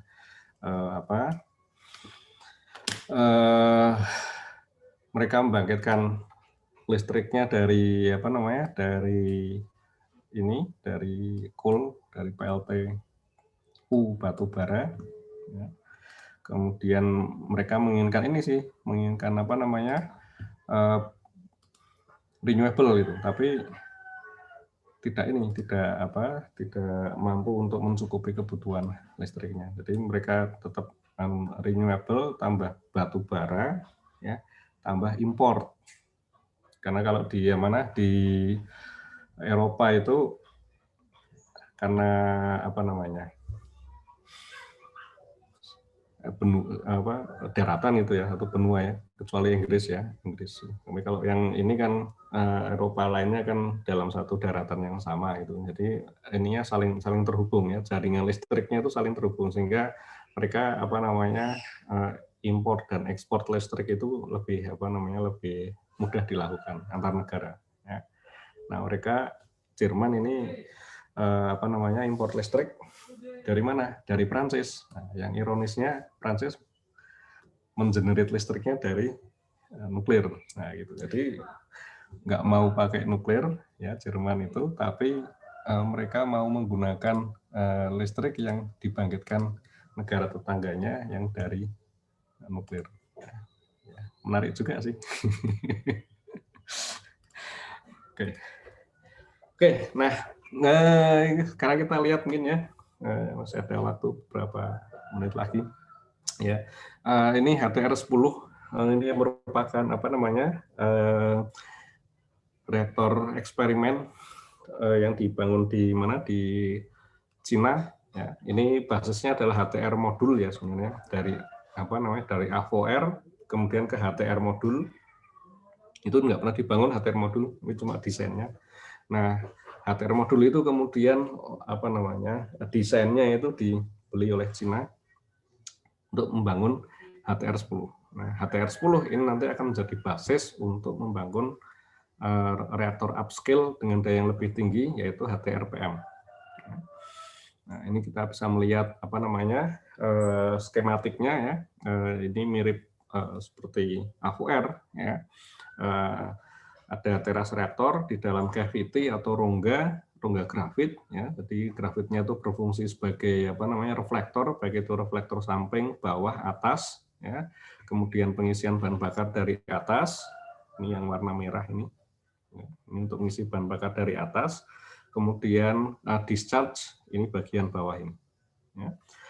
Pendingin ini bergerak apa namanya, dari atas ke bawah di dalam teras reaktor. Ya. Tapi kalau kita lihat ininya, alirannya ya,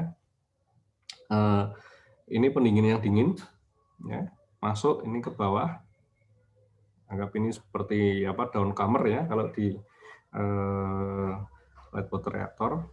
Kemudian ke atas, di sini ada channel-channelnya, ya, ada channel-channel khusus untuk menggerakkan, untuk apa, mengarahkan pendingin gerak ke atas. Ya. Jadi dalam proses ke sana ini ya juga ada proses konduksi kalor sebenarnya ya. Ini untuk bisa juga untuk apa namanya, mendinginkan grafit sini. Karena ini kan grafitnya kan juga semakin lama juga semakin panas gitu kan. Di samping dari apa namanya, proses konduksi yang apa dihasilkan dari ini, dari bahan bakar menuju ke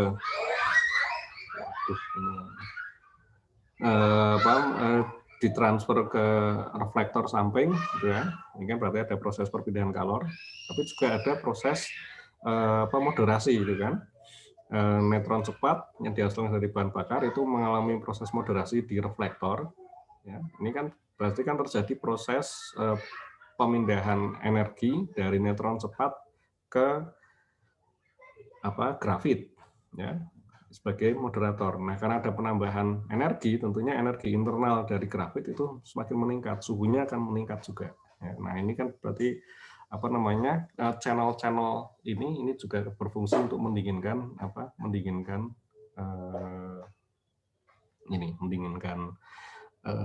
grafit tadi. Ya. Nah, ini kemudian dialirkan masuk ke dalam, ya.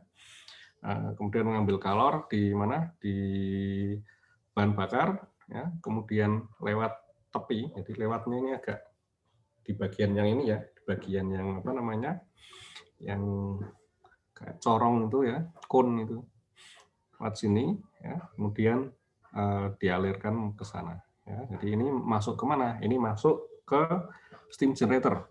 Ya. Ini masuk ke sana, apa namanya, ke atas, kemudian ke bawah. Ini ada proses perpindahan kalornya. Ya. Nah, yang ini kemudian apa namanya, lidah dingin gitu kan ya, kemudian masuk lagi sini. Nah, yang di steam generatornya ini air apa namanya, air pendinginnya ini dari sini, ya.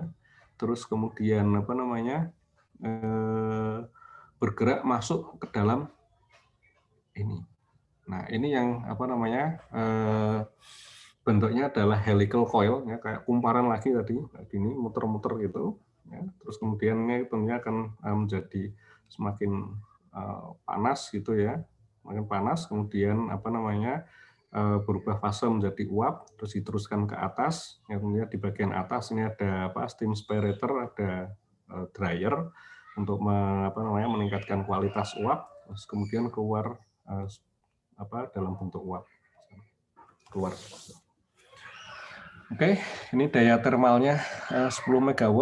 Ini informasi lain ya, data apa, desain utama yang bisa kita lihat di sini ya. Diameter terasnya 180 cm, tinggi teras rata-rata 197 cm, ya, tekanan heliumnya 3 megapascal, ya, suhu inlet 250, suhu outletnya 700 derajat Celcius, dan seterusnya ya. Ini fuel manajemennya apa? Ini multipass ya. Jadi bisa katakan tadi ini diputar beberapa kali ya sebelum kemudian bahan bakar itu di discharge ketika burn up-nya sudah melewati. Nah, kita lihat di sini maksimum burn up-nya di sini adalah 87.072 MWD per ton ya.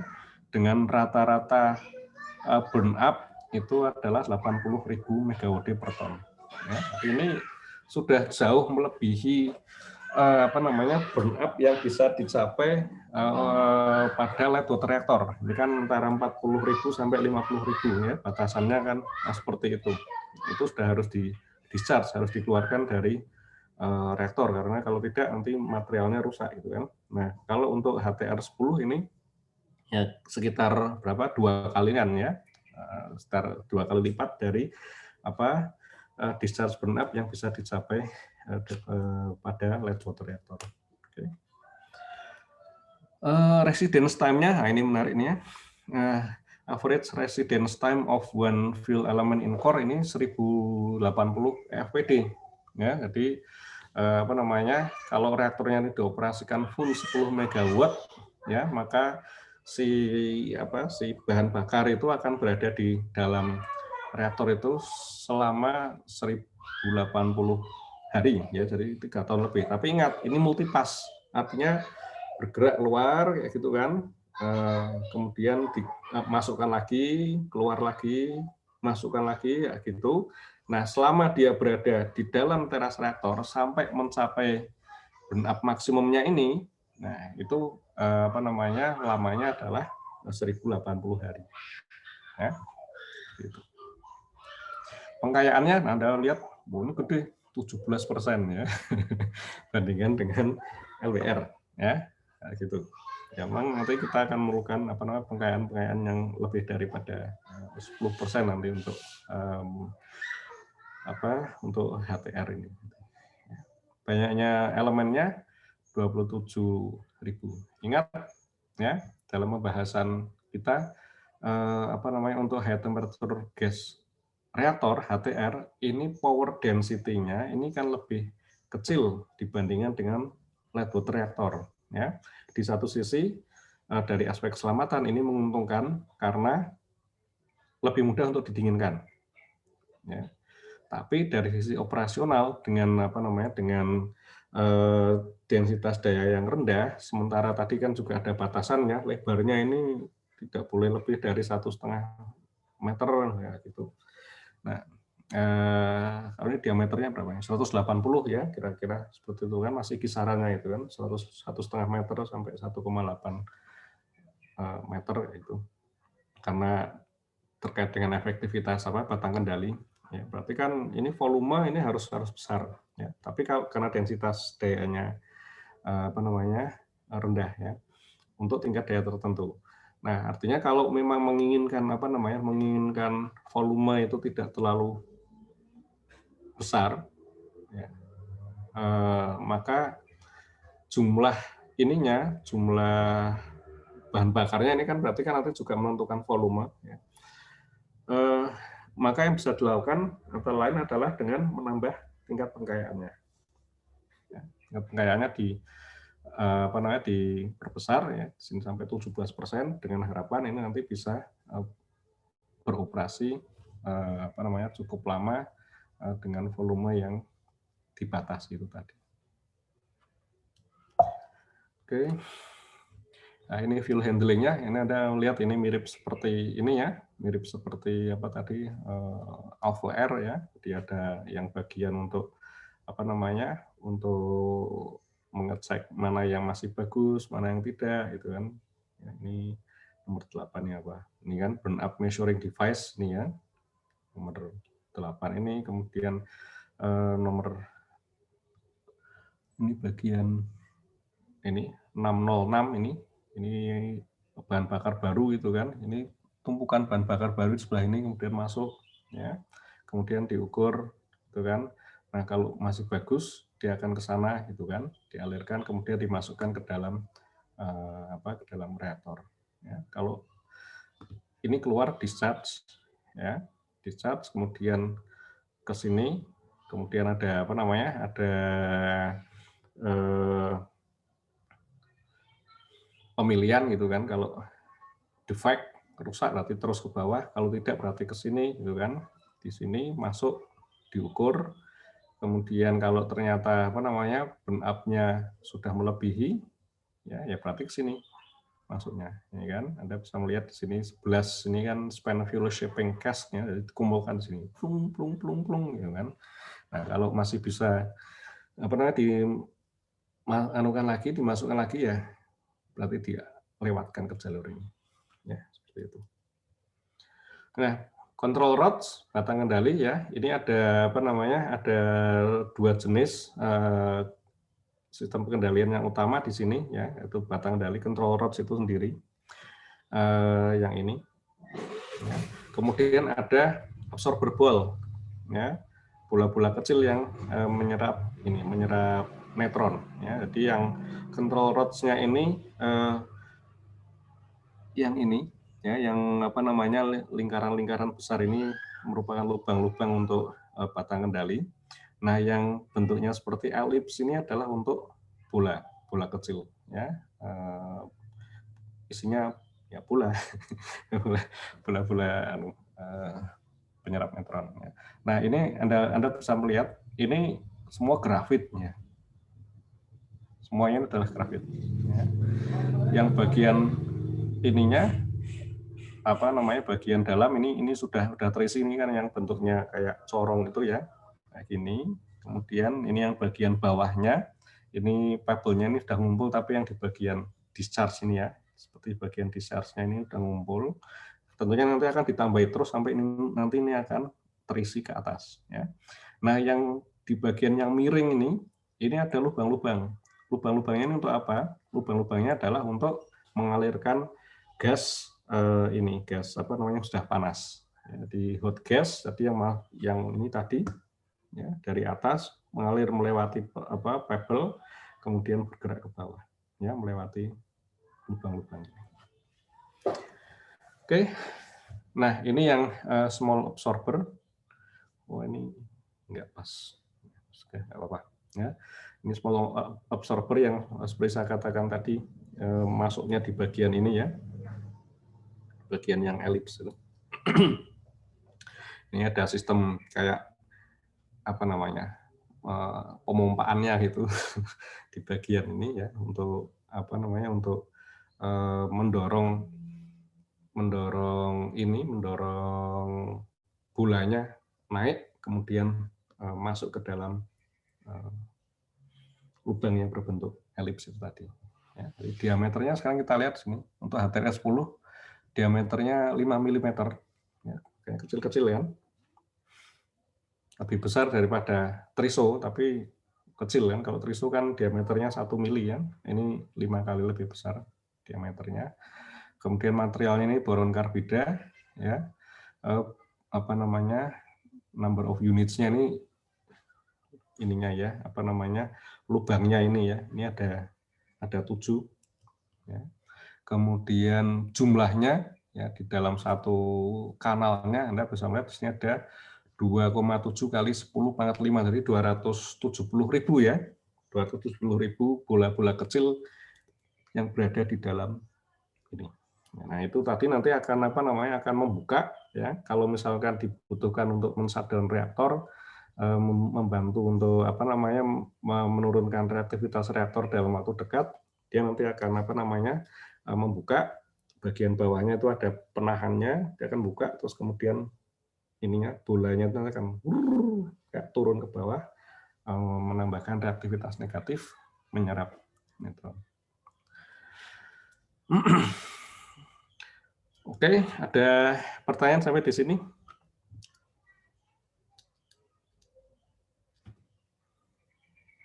Oke, sebelum mungkin saya akhiri sampai di sini ya. Sebelum saya tutup, ini mungkin Anda sudah melihat juga ya. Ini ada video singkat ya. This is the outskirts of Beijing, and I'm at the gate of one of the only nuclear reactors of its type in the world. It's taken months of negotiation, but hopefully I'm about to be allowed in. Kept under wraps inside this innocuous box at Tsinghua University is a Chinese prototype reactor that researchers claim is uniquely safe.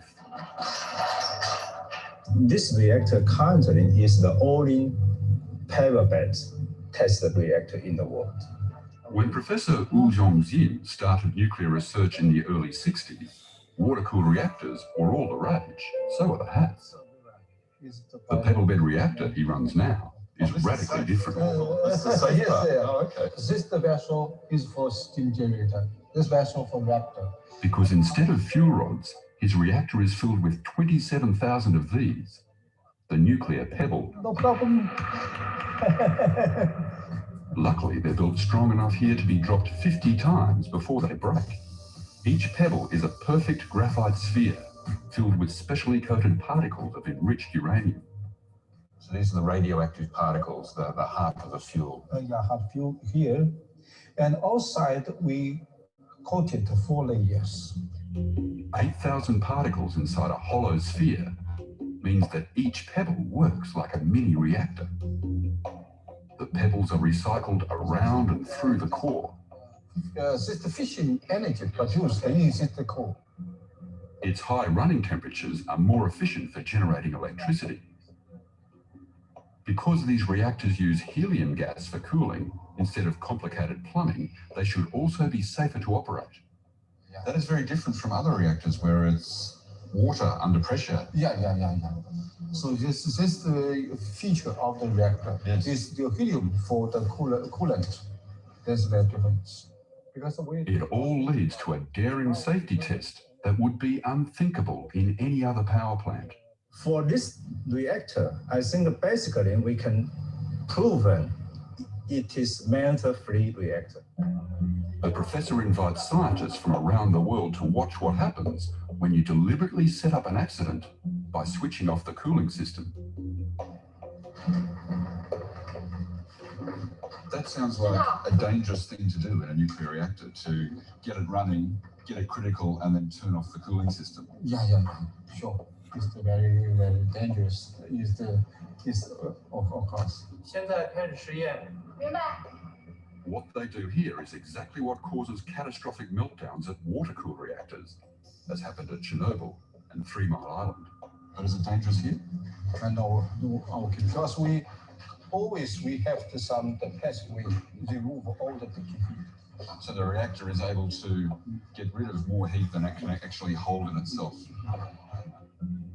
已经断掉氦风机电源。 The nuclear physics inside this reactor means that the higher the temperature, the slower the chain reaction. Unlike a water-cooled reactor, The pebble bed doesn't go into meltdown. The reactor goes to sleep and the test is a success. Oke, itu videonya ya. Anda bisa melihat tadi yang ini apa namanya, di bawahnya ini ada reaktor sama apa namanya steam generator ya. Kemudian ini pebble-nya Anda bisa melihat ini dijatuhin tidak apa-apa gitu kan, sampai 50 kali gitu ya. Terus dipegang tangan ya nggak apa-apa gitu, karena apa namanya radiasinya kan alfa kan udah diserap ya di grafit ya, tidak bisa nembus gitu kan, nggak masalah. Soalnya masih baru ya tentu aja. Nah, kemudian Anda bisa melihat juga ini kernelnya ya, kernel yang uranium dioksidanya ya, yang menjadi bagian. Nah, kemudian ini nanti kan akan dilakukan proses coating ya. Ini kayak menggunakan proses itu disebut sebagai sol gel itu ya, diteteskan gitu biar membentuk lingkaran-lingkaran, terus kemudian nanti di coatingnya menggunakan fluidized bed ya, jadi dialiri gas dari bawah, kemudian di lapisannya nanti akan terbentuk di bagian luar kernelnya itu ya. Ini sudah jadi trisonya, kemudian dimasukkan ke dalam ke dalam pebble ya. Ini kan radiografi ya ini ya. Ini kelihatan loh. Tadi dikatakan berapa? 8.000 ya kalau nggak salah ya. 8.000 triso di dalam satu pebble. Kemudian di dalam satu reaktor itu ada 27.000 pebble ya. Jadi total trisonya berarti kan 27.000 kali 8.000 ya di dalam reaktor. Oke. Nah ini menyatakan suatu eksperimen yang ini dulu benar-benar menantang karena ini eksperimen pertama kali untuk mencoba kehandalan sistem terhadap kondisi loss of coolant ya. Jadi mungkin katanya loss of flow ya. Jadi tidak ada aliran pendingin yang menuju ke reaktor. Jadi aliran heliumnya itu diputus, di stop ya, tidak ada aliran sama sekali. Nah, ini dimaksudkan untuk melihat apakah suhu pada bahan bakar itu nanti akan meningkat kemudian mencapai titik lelehnya atau tidak. Tujuannya seperti itu. Ini kalau dilakukan di LWR, ini bahan bakarnya jelas akan meleleh. Ya. Nah, kegiatannya ini menantangnya kenapa? Karena itu orang-orang di Tsinghua itu, ini kan bangunnya di Tsinghua University ya, mengundang expert, international expert ya untuk menyaksikan. Jadi ini benar-benar challenging ya. Ini kalau gagal ya ini malunya setengah mati ini kan. Ini lihat langsung dari international expert, belum pernah dilakukan eksperimen sebelumnya, langsung dites ya. Terus begitu ini tadi dimatikan kan tadi, dan mbak-mbaknya ini tadi bilang kayak gitu loh. Nah ini kan power shutdown, apa yang dilihat di sini. Nah ini suhu no problem ya, suhu tetap turun ya, meskipun tidak ada pendinginan secara aktif dari helium, tapi suhu bahan bakar itu tetap turun, tidak mencapai nilai yang tinggi, mencapai titik lelehnya. Kenapa? Karena di sini ada proses pendinginan pasif itu yang ada di grafitnya itu ya. Jadi ada proses konduksi. Ini kan grafit itu kan nilai CP-nya besar ya. Jadi dia seperti kapasitor berukuran besar ya. Dia nampung kalornya di situ ya, dikonduksikan ke grafit. Kemudian grafitnya itu nanti didinginkan oleh aliran pendingin pasif ya, yang memang khusus ya. Jadi ada udara atau apa? Saya lupa ini ya. Untuk mendinginkan grafitnya itu. Jadi proses pendinginannya ini secara konveksi alami. Jadi tidak terjadi kenaikan suhu bahan bakar yang yang membahayakan. Ya, jadi makanya tadi profesornya ini kan bilang apa namanya, reaktornya ini meltdown free kan. Ya, we can prove it is a meltdown free reactor. Jadi reaktornya tidak mungkin meleleh karena sebetulnya karena dalam kondisi yang paling parah pun tidak ada pendingin, ini tetap terbukti itu tadi suhunya aman-aman saja. Oke, dari saya itu ya, maaf nambah waktu 11 menit.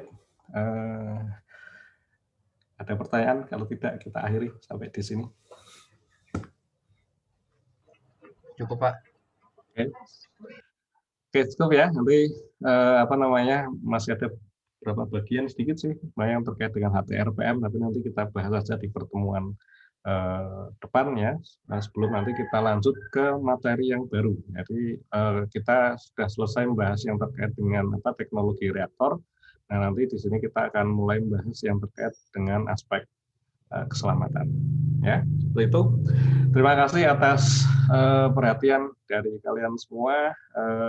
Kita akhiri sampai di sini ya. Sebentar, saya share barangkali kalau masih ada yang mau ini si masteran ya. Oke, terima kasih. Saya selamat pagi semuanya. Wassalamualaikum warahmatullahi wabarakatuh. Pagi Pak, terima kasih Pak. Waalaikumsalam warahmatullahi wabarakatuh. Terima kasih, Pak. Ya.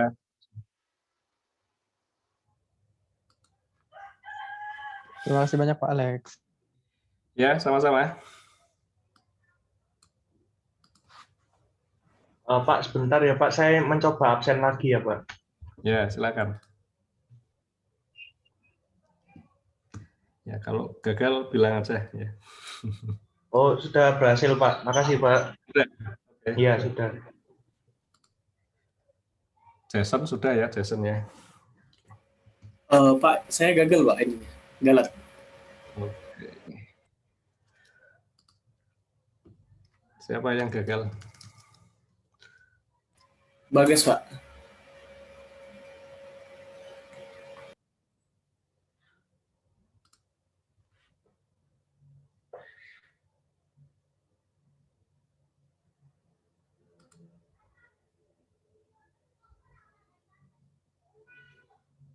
Di sini sudah diisi kok. Oh iya, siap Pak. Makasih Pak. Ya.